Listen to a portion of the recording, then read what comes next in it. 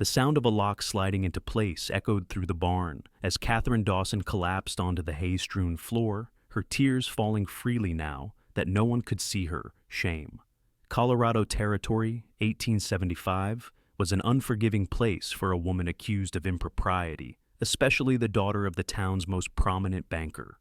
Catherine wiped her face with the sleeve of her once fine dress, now soiled from being dragged across the town square by her own father. The words he'd spat at her still rang in her ears. "Until you confess your sins and repent, you'll stay here where you can't bring more disgrace to this family." Her crime? Being found alone with the school teacher, helping him prepare lessons after hours. Nothing improper had occurred, but in the small town of Silver Creek, perception outweighed truth. Her father, obsessed with his reputation, couldn't bear the whispers. When the school teacher fled town rather than defend her honor, her fate was sealed. 3 days she'd been in this barn now. Food and water appeared twice daily, slid through a small opening beneath the door, but no words were exchanged. The isolation was meant to break her spirit, to make her confess to things she hadn't done. The sound of approaching hoofbeats pulled Catherine from her thoughts. It was too early for her evening meal, and her father never came on horseback. She scrambled to her feet, peering through a crack between the weathered boards. A man she didn't recognize dismounted from a chestnut stallion. Dust clung to his denim pants and faded blue shirt. The wide-brimmed hat shadowed his face, but she could see he was tall, broad-shouldered, a working man, not one of her father's banking associates. The stranger approached the barn, seeming to study the padlock. Catherine stepped back, uncertain whether to call out. Before she could decide, his voice, low and calm, carried through the wooden walls. "Is someone in there?" Catherine hesitated. "Who's asking?" "Name's Matthew Daniels. I'm passing through. Saw the lock from the road. Seems strange for a barn door." Catherine moved closer to the crack. "My father put me here." A pause. "Your father locked you in a barn?" "For my own good, he says. For shame." The man moved closer to the door. Now she could see his face through the gap, sun-weathered skin, kind eyes that crinkled at the corners, a day's worth of stubble. Not much older than her 20 years, perhaps mid-20s. "What's your name?" "Miss Catherine Dawson." "The banker's daughter? I heard talk in town about you." Catherine's heart sank. Of course he'd heard. Everyone had. "Then you know why I'm here?" "I heard gossip, not truth, and I don't much hold with locking people up without cause." He studied the padlock again. "How long have you been in there?" 3 days. Matthew's jaw tightened. "That ain't right. Not for anyone, especially not a lady." "My father disagrees. He says I'll stay until I confess." "Confess to what?" "Something I didn't do." Matthew was quiet for a moment. Then his voice came through, resolute and clear. "Then freedom starts with me." Catherine's breath caught. "Sir, you can't. My father will—" "Your father doesn't own you, Miss Dawson." He examined the lock. "Step back from the door." Catherine retreated as Matthew withdrew a pistol from his holster. Rather than to shooting the lock, he used the butt of the gun to strike it repeatedly until the mechanism gave way with a metallic snap. The door swung open, flooding the dim barn with late afternoon sunlight. Catherine blinked, raising a hand to shield her eyes. Matthew Daniels stood silhouetted in the doorway, hat in hand. "Madam," he said, extending his hand, "you don't have to come with me, but I can't in good conscience leave you here." Catherine stared at his outstretched hand. Freedom beckoned, but fear held her back. "Where would I go? My father is the most powerful man in this county." "I'm heading west to my brother's ranch near Denver. You'd be welcome there until you decide what you want." Catherine hesitated. "You're asking me to leave with a stranger." Matthew nodded. "I understand your concern, but sometimes strangers are safer than the family that locks you away." He glanced toward town. "We don't have much time before someone notices." Making her decision, Catherine stepped forward and took his hand. "I'll come with you, Mr. Daniels. Call me Matthew." He helped her onto his horse, then mounted behind her. "Hold tight." They rode away from the barn, keeping to the tree line to avoid being spotted from town. Catherine's heart pounded against her ribs, fear and exhilaration mingling in her veins. She'd never done anything so reckless in all her proper upbringing. "My father will send men after us," she said over her shoulder. "I reckon he might. We'll have to be careful. But I know these hills better than most." Matthew guided the horse onto a narrow trail that climbed into the foothills. "There's a place about 5 miles from here where we can rest before continuing." As they rode, Catherine became acutely aware of Matthew's presence behind her, his steady breathing, the strength in his arms as he held the reins on either side of her, the clean scent of soap beneath the dust of the trail. "Why are you helping me?" she asked when they paused to let the horse drink from a stream. "You don't know me." Matthew removed his hat, running a hand through dark hair that curled slightly at the ends. "My sister was married to a man who treated her like property. No one helped her when she needed it." His eyes met hers. "I swore I'd never stand by if I saw someone else trapped. I'm sorry about your sister. She's in a better place now." The simple phrase held volumes of pain. "What happened to her husband?" Matthew's expression darkened. "He had an accident, fell from his horse into a ravine." Catherine studied his face, sensing there was more to that story, but didn't press.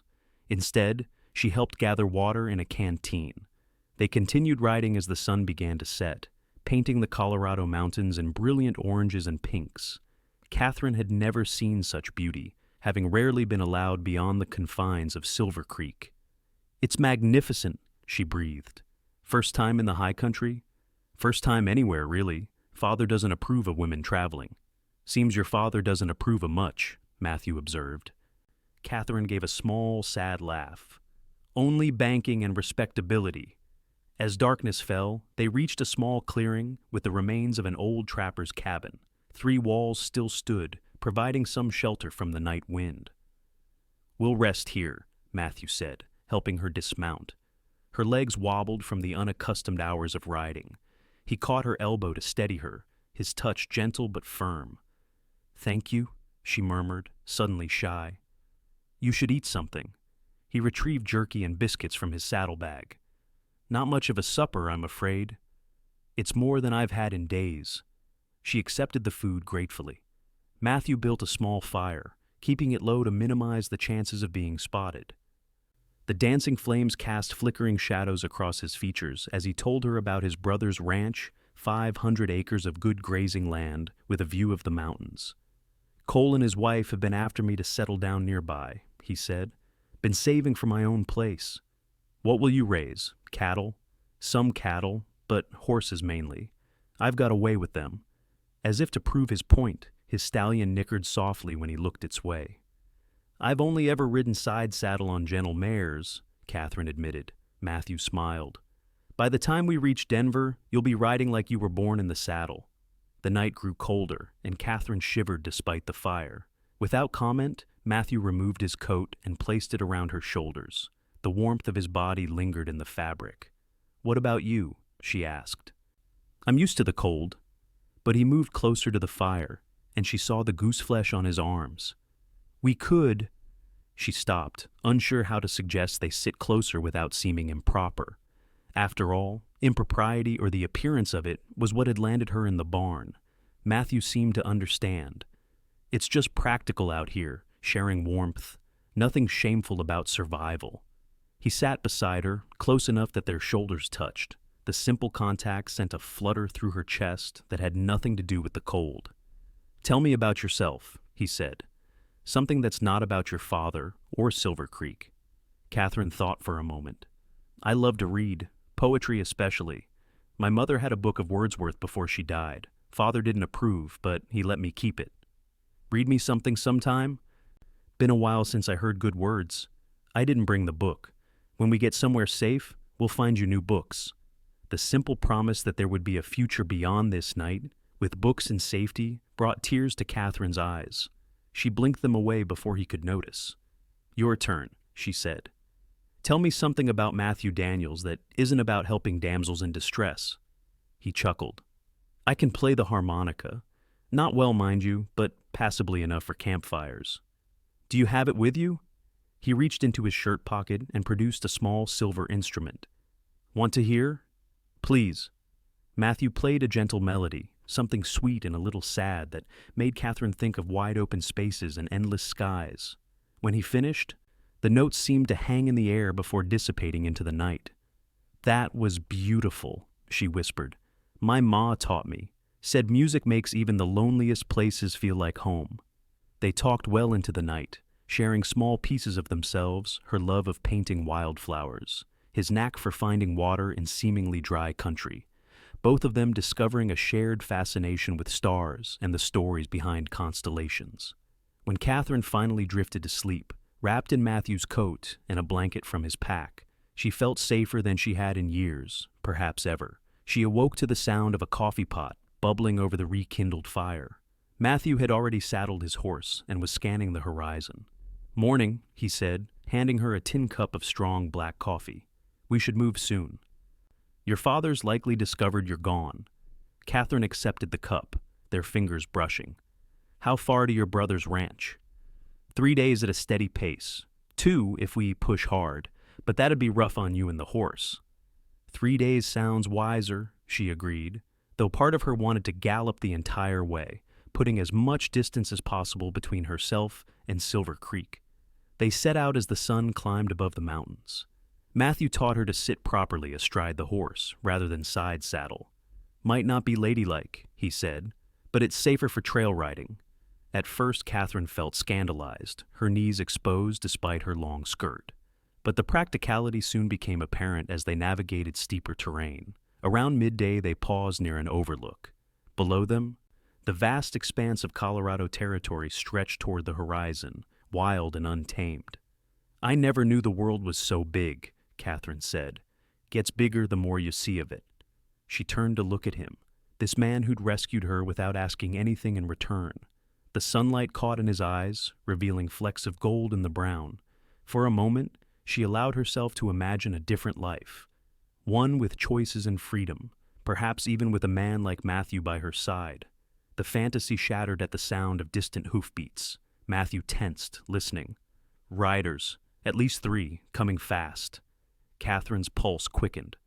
Father must have sent men after us. We need to move.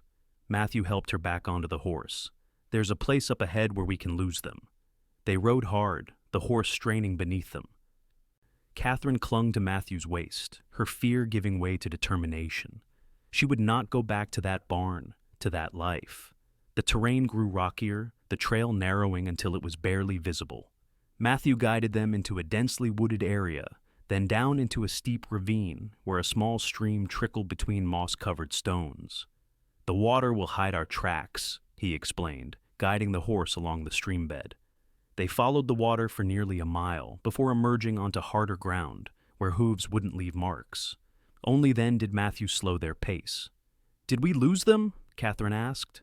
For now, but they'll keep looking. As the day waned, they found shelter in a cave tucked into a hillside, hidden by a stand of aspens. Matthew insisted Catherine rest while he kept watch. She protested. But exhaustion soon claimed her. When she awoke, night had fallen. Matthew sat at the cave entrance, silhouetted against the starlit sky, his rifle across his knees.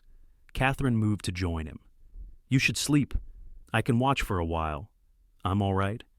You haven't slept since we left Silver Creek. You need rest too. After some persuasion, Matthew relented, showing her how to hold the rifle and what to listen for. Wake me at the slightest sound, he instructed. Catherine nodded, settling in for her vigil. The weight of the rifle felt strange in her hands, a responsibility she'd never imagined bearing. Yet there was power in it too, the power to protect, to defend what mattered. And Matthew, she realized with startling clarity, mattered to her. The night passed without incident. When Matthew woke just before dawn, he found Catherine still alert, watching the horizon where the first hint of light was beginning to appear. You're stronger than you look, he said. I'm finding that out myself. They continued their journey, more cautious now, taking less traveled paths and keeping to cover whenever possible. Matthew shared his knowledge of the wilderness, which plants were edible, how to find north without a compass, signs of approaching weather. Catherine absorbed it all, asking questions and trying her hand at small tasks. When she successfully started a fire using flint and steel, her pride in the accomplishment made Matthew smile. You're a natural out here, he told her. Most city folk take longer to adapt. Perhaps I was never meant for city life. On the 3rd day, they crossed into more populated territory. Small homesteads dotted the landscape, and occasionally they passed other travelers on the road. Catherine kept her face partially hidden beneath a borrowed hat, wary of being recognized. Late in the afternoon, Matthew pointed to a distant cluster of buildings. "That's Fairfield. My brother's ranch is about 5 miles beyond." Hope surged through Catherine. "We made it." "Almost." Matthew squeezed her hand. "Just a little further." They rode into Fairfield cautiously. It was larger than Catherine had expected a proper town with a general store, saloon, church, and even a small hotel. People moved about their business, paying little attention to 2 dusty travelers. Matthew stopped at the general store, leaving Catherine with the horse while he went inside to purchase supplies. She waited nervously, scanning faces for any sign of recognition. A group of men emerged from the saloon across the street, laughing loudly. One glanced her way, then did a double take. Catherine's heart froze as he nudged his companion and pointed. Before she could decide whether to flee, Matthew returned, immediately sensing her tension. "What's wrong?" "Those men, I think they recognized me." Matthew glanced across the street, his expression hardening. "Let's go, now." They mounted quickly, but before they could ride away, one of the men called out, "Hey, ain't that the Dawson girl? The one they are offering a reward for?" Matthew spurred the horse forward, weaving through wagons and pedestrians. Behind them, shouts rose as the men gave chase. "Hold tight," Matthew urged, guiding the horse onto a side street. They galloped out of town, the sounds of pursuit growing distant. Matthew didn't slow until they reached a dense copse of trees where a narrow trail led upward. "My brother's place is just over that ridge," he said. "We'll be safe there." As they crested the hill, Catherine gasped. Below them lay a verdant valley, a river winding through it like a silver ribbon. A large ranch house stood near the center, surrounded by outbuildings, corrals, and grazing land stretching to the mountains beyond. "It's beautiful," she breathed. "Home," Matthew said simply. They rode down into the valley. As they approached the ranch, a man emerged from the barn, shading his eyes against the setting sun. He was older than Matthew, but with the same tall build and dark hair. "Cole," Matthew called out. Cole Daniels strode toward them, breaking into a grin. "Matt, wasn't expecting you for another week." His expression turned curious as he noticed Catherine. Matthew helped her dismount before embracing his brother.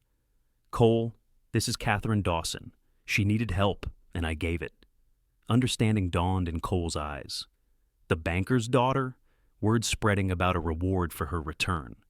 Catherine tensed, but Cole quickly added, "Don't worry, miss. Daniel's men don't turn in people who need protecting." Relief washed over her. "Thank you, Mr. Daniels.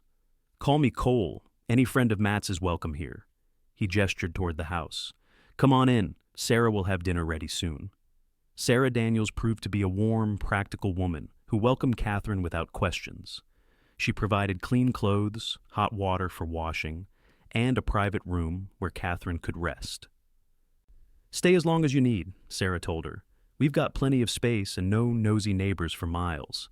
That night, after the most satisfying meal Catherine had eaten in days, they gathered around the fireplace. Cole and Matthew discussed ranch business while Sarah mended clothes, and Catherine sat quietly, absorbing the easy domesticity of the scene. Later, as Sarah showed her to her room, she asked, "How long have you known Matthew?" 3 days, Catherine admitted. Sarah raised an eyebrow. 3 days, and he brought you all this way, risking himself to keep you safe." "Yes." Sarah smiled knowingly. "My brother-in-law doesn't do anything halfway. When he commits to something or someone, it's with his whole heart." Catherine felt her cheeks warm. "He's been very kind. Kind doesn't begin to describe Matt Daniels." Sarah patted her arm. "Get some rest. You're safe now."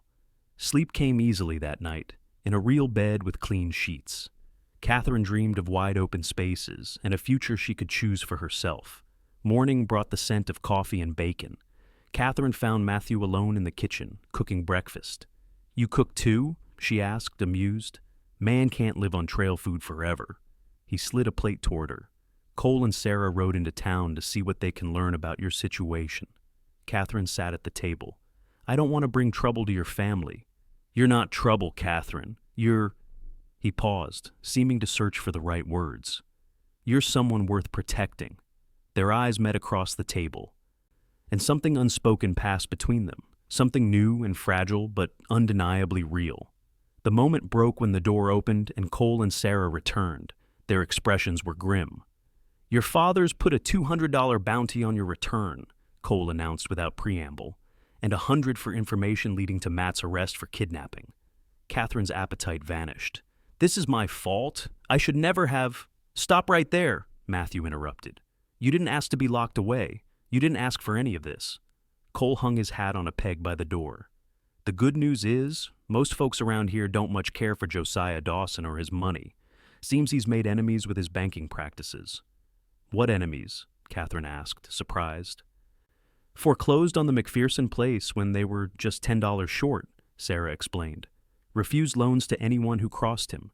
People have long memories for that sort of thing." "I never knew," Catherine said quietly. "Father always said business was separate from personal matters." "Not out here it ain't," Cole said. "Out here, your word and how you treat people is everything." Matthew leaned forward. "What else did you hear?" "Dawson's hired some professional trackers. They were asking questions at the saloon." Catherine's heart sank. "They'll find us." "Not if we keep moving," Matthew said. "I was thinking we could head further west, maybe to California." "Running forever isn't a life, Matt," Cole pointed out. "Neither is going back to a father who locks his daughter in a barn," Matthew countered. Sarah placed a calming hand on Cole's arm. "There might be another way. Catherine's of age, isn't she?" Catherine nodded. "I turned 20 last spring." "Then legally her father can't force her to return," Sarah continued. "If she were to establish herself independently with a husband, for instance, Josiah Dawson would have no claim on her." The implication hung in the air. Catherine stared at her plate, her cheeks burning. "Sarah," Matthew warned, his voice low. "I'm just pointing out options," Sarah replied innocently. "Cole and I have chores to attend to. Why don't you two discuss what comes next?" She pulled her husband toward the door, ignoring his confused expression. When they were alone again, Catherine risked a glance at Matthew. He looked uncomfortable, his jaw tight. "Your sister-in-law is very direct," she observed. "Too direct sometimes." He sighed. "Ignore her. We'll figure something out." Catherine gathered her courage. "What if she's right? About a husband, I mean." Matthew's eyes widened. "Catherine, I would never ask that of you." "You wouldn't be asking. I would." She took a deep breath. "I know it's unconventional, but so is everything about our situation. Marriage isn't something to enter into out of necessity." He ran a hand through his hair. "You deserve more than that." "What if it's not just necessity?" The words came out barely above a whisper. Matthew stilled. "What are you saying?" "I'm saying that in 3 days, I've come to know you better than anyone in my entire life in Silver Creek. I'm saying that when I imagine a future, I see you in it." Catherine's hands trembled, but her voice grew stronger. "I'm not proposing Matthew Daniels. I'm just saying I wouldn't be opposed if you were inclined to ask." For a long moment, Matthew simply stared at her. Then a slow smile spread across his face. "Catherine Dawson, you are the most surprising woman I've ever met." Before he could say more, hoofbeats sounded outside. Matthew was on his feet instantly, moving to the window. "Riders coming, at least 6. His expression darkened. 2 of them matched the description of the men from town. Fear spiked through Catherine. "What do we do?" Cole and Sarah must have been followed. Matthew grabbed his gun belt. "We need to hide you." "Where?" Matthew thought quickly. "The root cellar. They won't think to look there." He led her to a trap door in the pantry floor, lifting it to reveal a ladder descending into darkness. "It's not comfortable, but it's safe. Don't come out until one of us comes for you." Catherine clutched his arm. "Be careful, Matthew." "Always am." He helped her onto the ladder. "Catherine, when this is over, we'll finish our conversation." She nodded, descending into the earthy-smelling space. Matthew closed the trap door, leaving her in near darkness, broken only by thin strips of light filtering through the floorboards. Through these cracks, Catherine could hear muffled voices as the riders arrived. She recognized Cole's deeper tones, then another voice that made her blood run cold, her father's foreman, Thomas Reed. "Looking for Josiah Dawson's daughter," Reed was saying. "Tracks led this way." "Haven't seen any young women around," Cole replied evenly. Just my wife and me. And your brother? Word is he's the one who took her. Matt comes and goes. Haven't seen him in weeks. Catherine pressed her hand over her mouth, straining to hear more. The voices moved away from the house, becoming indistinct. Minutes stretched into what felt like hours. Catherine huddled in the cellar, jumping at every sound. When the trapdoor finally opened, she scrambled back, fearing discovery. It's me, Matthew whispered, extending his hand. They're gone. Catherine climbed out, relief washing over her. What happened? Cole convinced them to search the north pasture, bought us some time, but not much. Matthew's expression was resolute. We need to leave, tonight. And go where? I have a plan. As darkness fell, Matthew outlined his idea. They would ride to Cedar Junction, a town 2 days' journey west, where a judge who owed Cole a favor resided. If we can get there and explain our situation, he might be willing to marry us, Matthew explained. Once you're my wife, your father's authority ends. Catherine studied his face.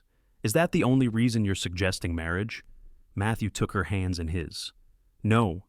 It's practical, yes, but it's more than that. He paused, seeming to gather his thoughts. Catherine, I've never met anyone like you. Your courage, your spirit. You've awakened something in me I didn't know was there. I can't promise you riches or an easy life, but I can promise to stand beside you, to respect your freedom, and to love you every day for the rest of my life, if you'll have me. Tears welled in Catherine's eyes.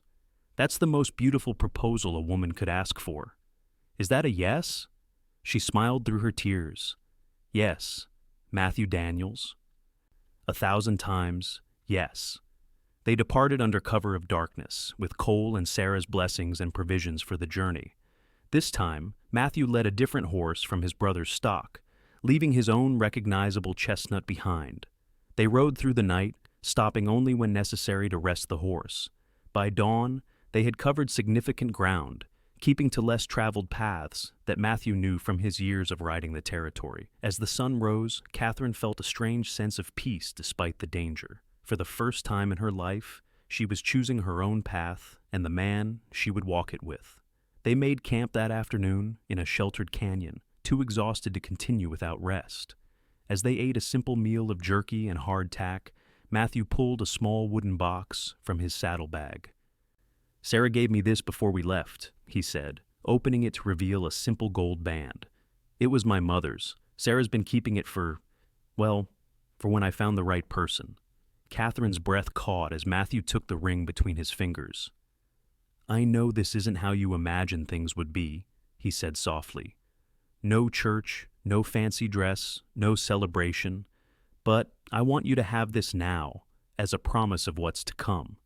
He slipped the ring onto her finger. It was slightly loose, but felt right somehow. It's perfect, Catherine whispered, leaning forward to press her lips to his. The kiss was gentle at first, tentative, but quickly deepened into something more urgent. When they finally parted, both were breathing heavily, faces flushed. We should get some sleep, Matthew said, his voice rough. We've still got a long ride tomorrow. They lay side by side beneath the stars, hands entwined, speaking quietly of dreams and plans for their future together. Eventually, Catherine drifted to sleep, feeling safer than she had in her entire life. The next day brought them closer to Cedar Junction. By late afternoon, they could see the town in the distance, nestled in a valley between rolling hills.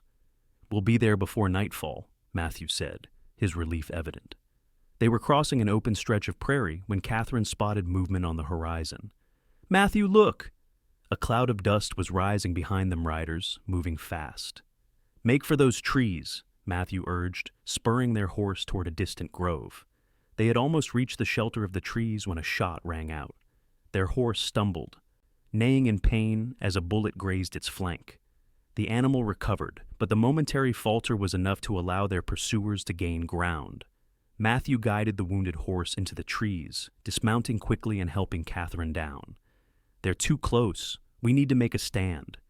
He unsaddled the horse, slapping its rump to send it running, hopefully creating a diversion. Then he led Catherine deeper into the woods, to a formation of rocks that offered some protection. Stay low, he instructed, checking his revolver. If anything happens to me, keep heading west towards Cedar Junction. Ask for Judge William Morrison." Catherine gripped his arm. "Nothing's going to happen to you." The sound of approaching riders grew louder. Matthew positioned himself at the edge of their shelter, gun ready. "Matthew Daniels," a voice called out. "We know you're in there. Send out the girl and we'll let you live." Catherine recognized Reed's voice again. Matthew didn't respond, his eyes scanning the trees for movement. "Last chance, Daniels! Her father wants her back!" "Her father lost the right to decide her fate when he locked her away," Matthew shouted back. "She's a grown woman, free to make her own choices." A bullet splintered the tree beside them, showering bark over their heads.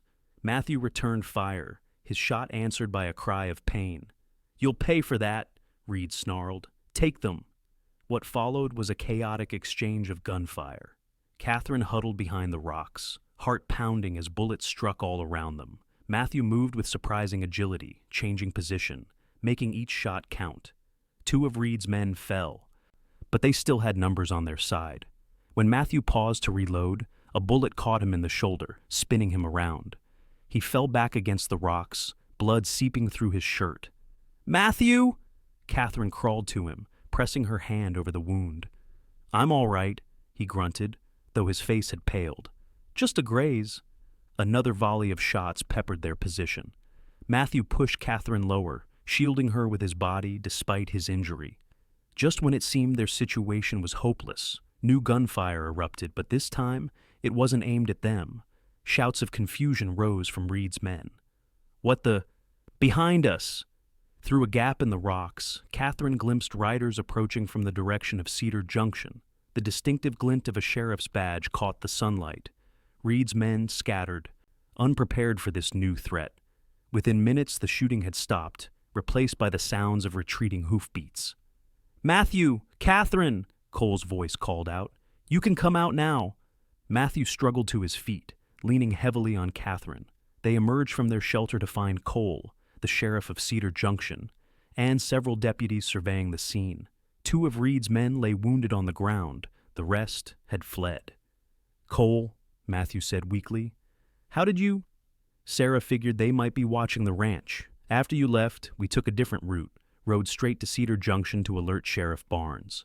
Cole dismounted, hurrying to support his brother's other side. "You're hit."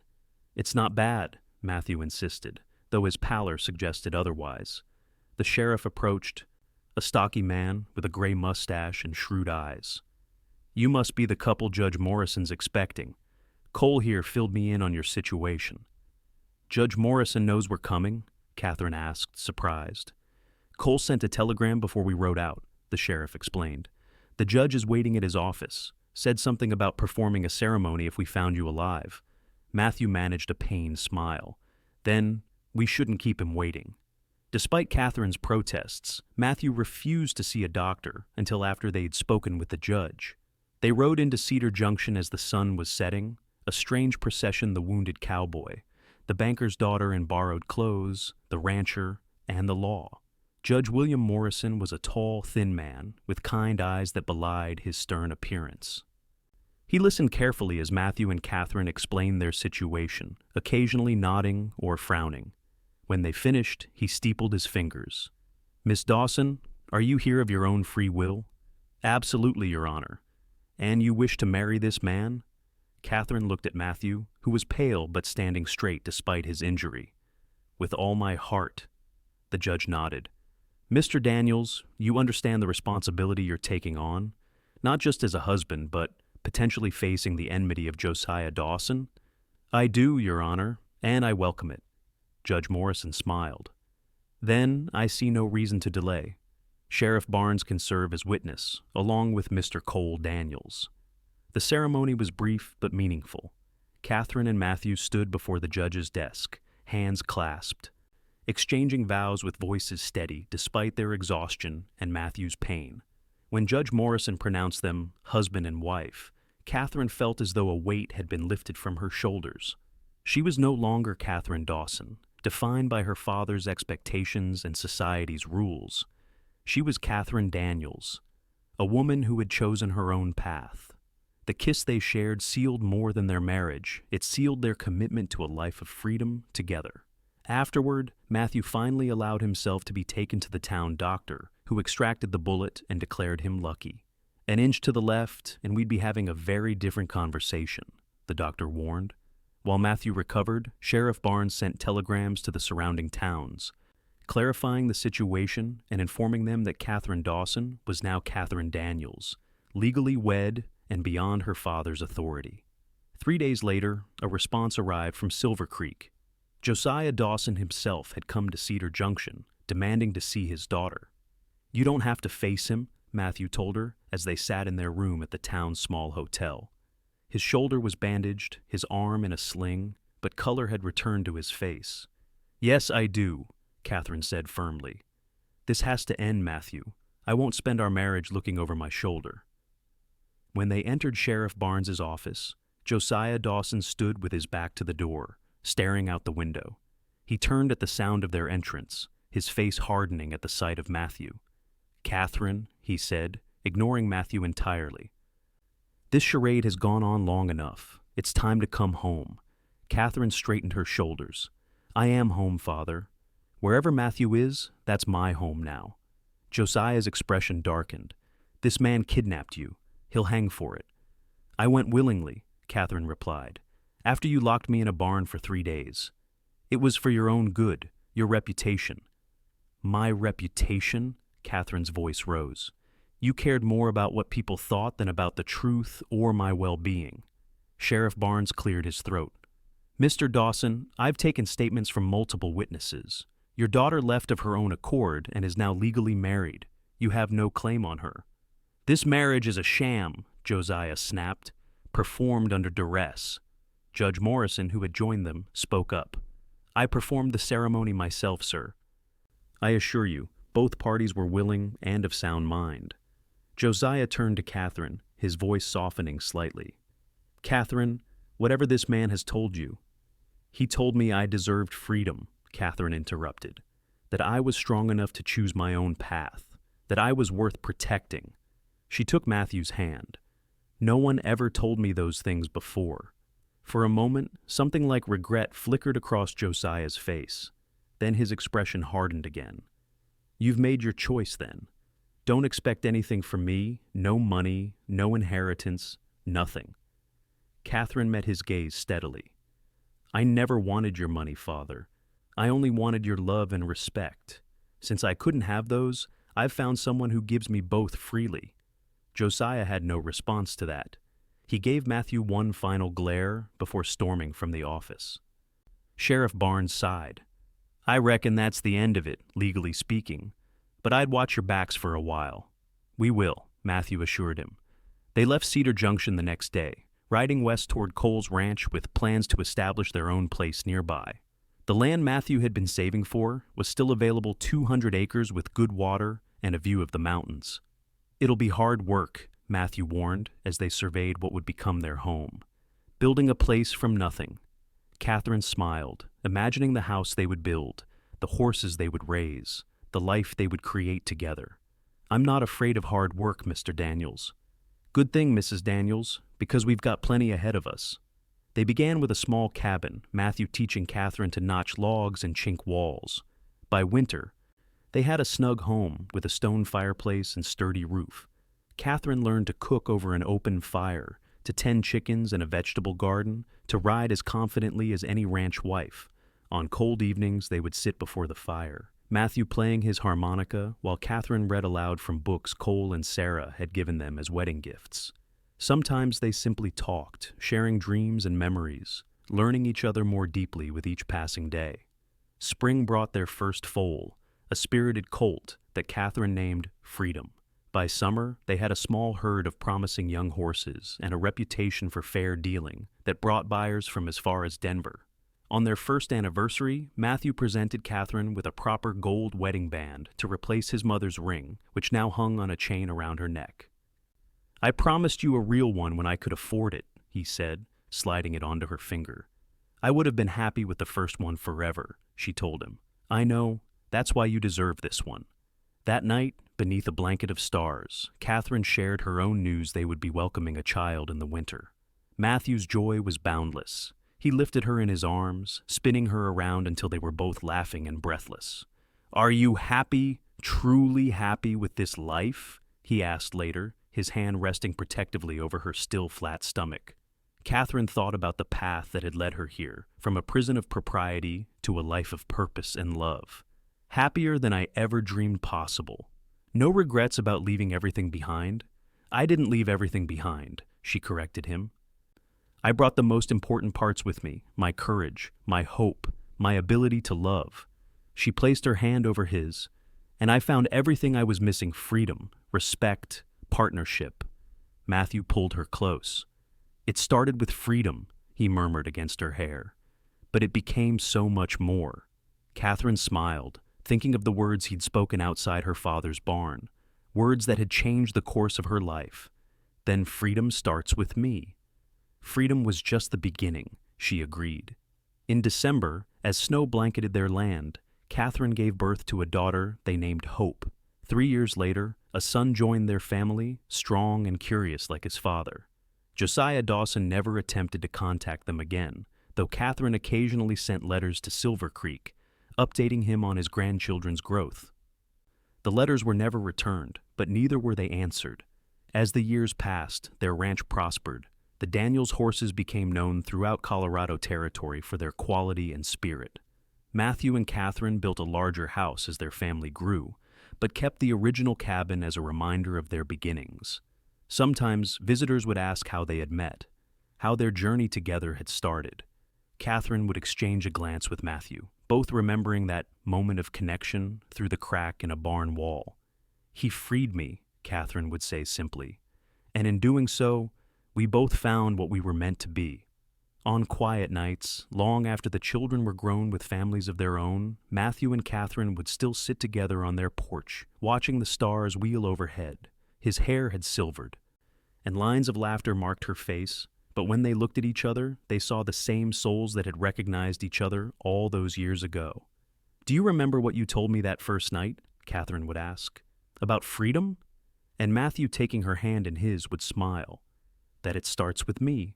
But what I didn't know then was that it would continue with us, together, every day since." In a territory built on the promise of new beginnings, theirs was a love story that began with a simple act of courage, the opening of a locked door, and the offering of a hand to someone in need.